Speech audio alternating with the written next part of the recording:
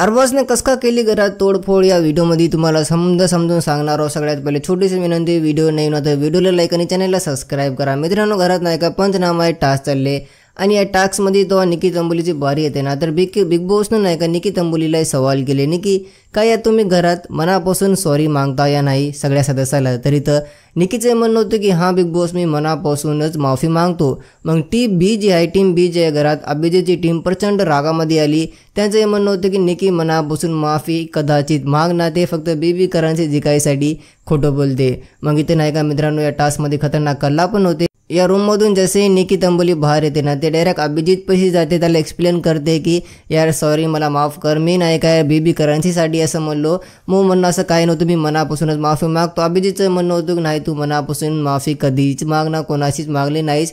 इथे निकी तंबोली एक्सप्लेन करू लागली। अरबाज पटेलला हेच आवडलं नाही। अरबाजचं म्हणणं होतं की तू बार जाऊन त्याच्यापाशी एक्सप्लेन करतोस, गरजच काय त्याला बार एक्सप्लेन करायचे, ते तुझं स्वतःचं निर्णय आहे ना, तर त्याच्यावर ठाम ना, तुला एक्सप्लेन करायची गरजच नाही, तू त्याच्यापाशी कस का जातोस? याच्यासाठी मित्रांनो इथं अरबाज पटेल फार रागवलेत, तोडफोड करायला आलेत आणि निकी तंबोलीला इथं आजच्या एपिसोडमध्ये बजवणार आहे। तर आजचा एपिसोड मिस करू नका।